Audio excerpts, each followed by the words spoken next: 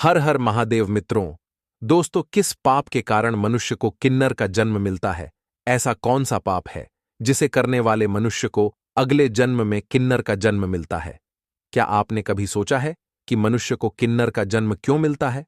ऐसा कौन सा पाप है जो इंसान को अगले जन्म में किन्नर बना देता है? मित्रों, अपने कर्म फल से कोई नहीं बच सकता है। जो जैसा कर्म करता है उसे वैसा ही फल मिलता है। इसलिए कहा गया है, जैसा कर्म वैसा फल। लेकिन कभी कभी मनुष्य कुछ ऐसे कर्म कर देता है जिसकी सजा उसे युगों युगों तक भुगतनी पड़ती है। प्रत्येक मनुष्य को अपने कर्मों के विषय में अवश्य सोचना चाहिए।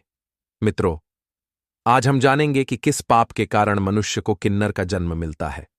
मित्रों, कुछ लोग ऐसे होते हैं जो भगवान का अपमान करते हैं और कहते हैं कि मैं भगवान को नहीं मानता, मेरा इन सब पर विश्वास नहीं है। इंसान उसी को नहीं मानता जिसकी वजह से वह दुनिया में आया है। मित्रों, आज मैं आपको एक ऐसी कथा सुनाने जा रहा हूं जो आपको हैरान कर देगी। यह एक ऐसी कथा है जिसे सुनने के बाद आप अपने कर्मों पर विचार करने पे मजबूर हो जाएंगे। मित्रों, यह कथा सुनने से पहले यदि आप भगवान शिव जी के सच्चे भक्त हैं तो कमेंट में हर हर महादेव अवश्य लिखें। मित्रों, पुराणों में जीवन के प्रत्येक रहस्य को बताया गया है। प्रत्येक मनुष्य को अपने कर्मों का फल जरूर भुगतना पड़ता है, चाहे उसी जन्म में या फिर अगले जन्म में। तो चलिए मित्रों, कहानी की शुरुआत करते हैं। मित्रों, एक बार की बात है, यमलोक में यमराज अपने सिंहासन पर विराजमान थे। तभी वहां अचानक से नारद जी पधारते हैं। यमलोक में नारद जी को देखकर धर्मराज कहते हैं, हे देवर्षि, यमलोक में आज अचानक से आपका आगमन कैसे हुआ? जरूर कोई विशेष बात होगी। तब नारद जी कहते हैं, हे धर्मराज, आप सबकी मृत्यु को हरने वाले हैं।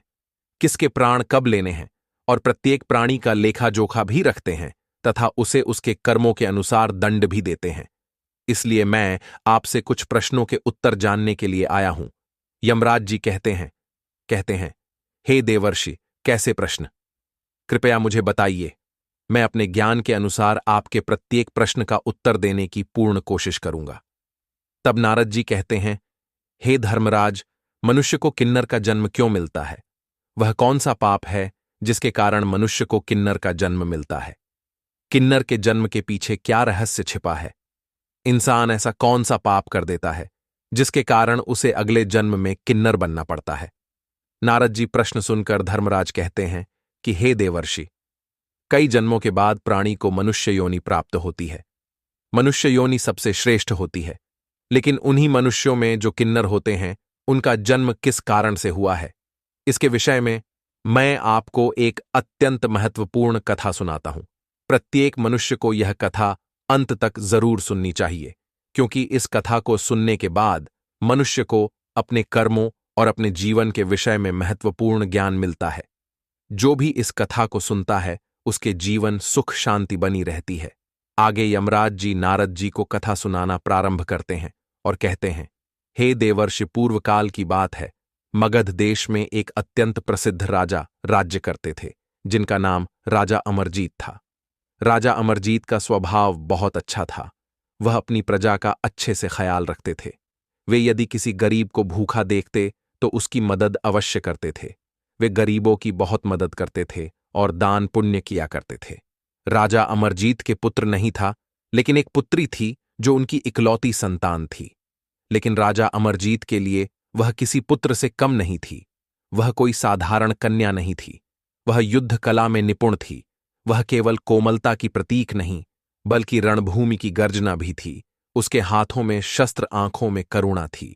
जब वह युद्ध के मैदान में उतरती है तो दुश्मन के हौसले पिघलने लगते हैं। वह शक्ति की साक्षात मूर्ति थी और नाम था उसका अभिरा।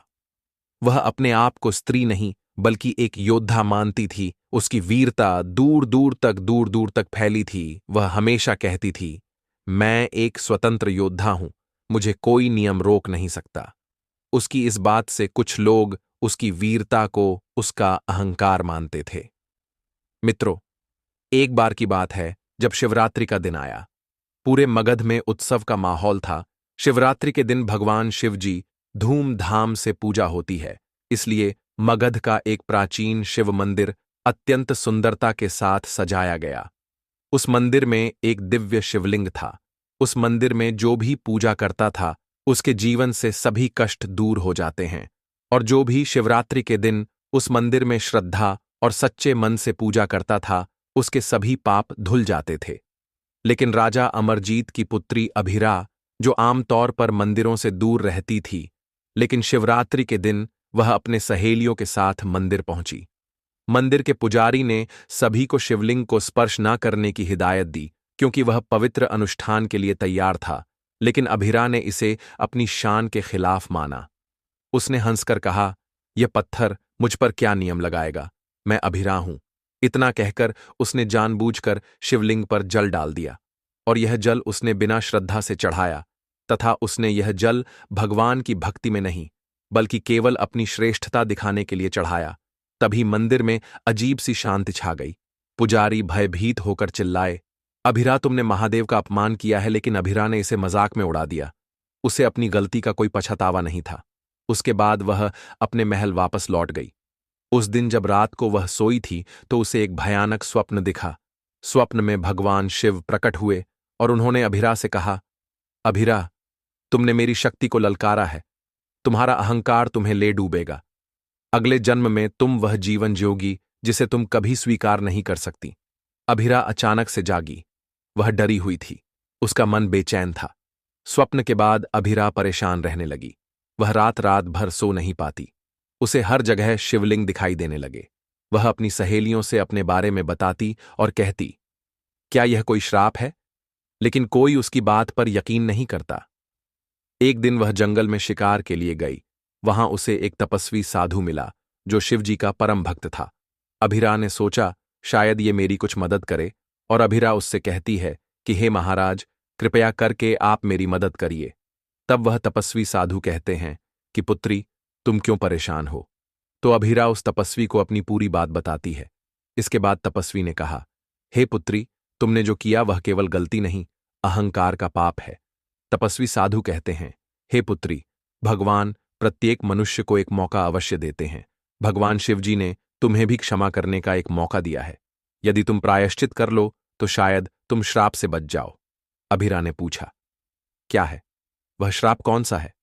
तपस्वी ने गहरी सांस लेते हुए कहा, वह जीवन जो न स्त्री है न पुरुष, वह जीवन जो समाज की नजरों में अलग है। अभिरा ने कहा कि हे तपस्वी साधु, मुझे श्राप से बचने का उपाय बताइए। तब साधु महात्मा ने कहा, अभिरा, तुम्हें किसी एकांत स्थान पर जाकर वहां तपस्या करनी होगी और भगवान शिव को प्रसन्न करना होगा। तुम्हें इस समस्या से केवल उन्हीं का आशीर्वाद बचा सकता है। अभिरा ने उस एकांत स्थान की खोज शुरू कर दी। रास्ते में उसे अनगिनत कठिनाइयां आईं।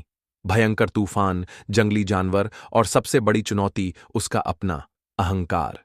वह बार बार सोचती, मैंने क्या गलत किया? मैं तो केवल वही थी जो मैं हूं। लेकिन जैसे जैसे वह आगे बढ़ती गई, उसे अपने कर्मों का पश्चाताप होने लगा। उसे समझ आया कि उसने न केवल शिव का अपमान किया बल्कि प्रकृति और समाज के संतुलन को भी ठेस पहुंचाई। और तभी वह उस एकांत स्थान पर पहुंच गई। वहां पर पहुंचकर अभिरा ने कठोर तपस्या शुरू की। लगभग 1 महीने तक वह बिना भोजन, बिना पानी के शिव की भक्ति में डूबी रही। अंततः भगवान शिवजी उसकी भक्ति से प्रसन्न हुए और उसे दर्शन देने के लिए वहां प्रकट हुए। शिव ने कहा, अभिरा, तुमने प्रायश्चित किया, पर तुम्हारा पाप बड़ा था। अगले जन्म में तुम्हें किन्नर का जीवन जीना होगा। यह सजा नहीं बल्कि सीख है, जिससे तुम समझोगी कि जीवन का हर रूप मूल्यवान है। अहंकार किसी को भी नष्ट कर सकता है। आगे कथा सुनाते हुए धर्मराज बोले, हे देवर्षि, इस कथा से यह स्पष्ट है कि कुछ पाप ऐसे हैं जिनका फल अगले जन्म में किन्नर के रूप में भोगना पड़ता है। अब मैं आपको वे पाप बताता हूं जो कभी नहीं करने चाहिए, और इन सभी बातों को आप बिल्कुल ध्यानपूर्वक सुनिए। किन्नरों का अपमान सबसे बड़ा पाप है। जो व्यक्ति किन्नरों को तुच्छ समझता है, उन्हें ठेस पहुंचाता है, वह स्वयं अगले जन्म में किन्नर बनता है। मित्रों, भारतीय संस्कृति और धार्मिक मान्यताओं में किन्नरों को एक विशेष स्थान प्राप्त है। उन्हें अक्सर अर्धनारीश्वर, भगवान शिव और माता पार्वती का संयुक्त रूप का प्रतीक माना जाता है, जो स्त्री और पुरुष दोनों तत्वों का सम्मिलन है। इसी कारण किन्नरों को दिव्य शक्तियों का धारक समझा जाता है। किन्नरों के आशीर्वाद और श्राप को विशेष प्रभावशाली माना जाता है, क्योंकि मान्यता है कि उनका दिया हुआ आशीर्वाद शीघ्र फलित होता है और उनका श्राप भी प्रभावी हो सकता है। यह धारणा उन्हें एक रहस्यमय और शक्तिशाली स्थिति प्रदान करती है। किन्नरों के आशीर्वाद और श्राप को अर्धनारीश्वर स्वरूप की शक्ति का प्रतीक माना जाता है, जो उन्हें दिव्य और प्रभावशाली बनाता है। इसलिए मित्रों, कभी भी किन्नरों का अपमान नहीं करना चाहिए। यमराज जी कहते हैं, हे देवर्षि, कर्म ही जीव का सच्चा साथी है। यमराज जी ने स्पष्ट किया कि मृत्यु के समय मनुष्य के साथ उसका धन, परिवार, मित्र, यश आदि कुछ भी नहीं जाता, केवल उसके किए गए कर्म ही उसके साथ जाते हैं।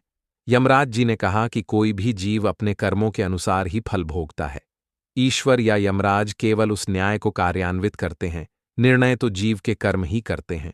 यदि कोई मनुष्य अपने बुरे कर्मों के लिए पश्चाताप करता है और जीवन में धर्म, सत्य और भक्ति का पालन करता है, तो वह अपने कर्मों को सुधार सकता है।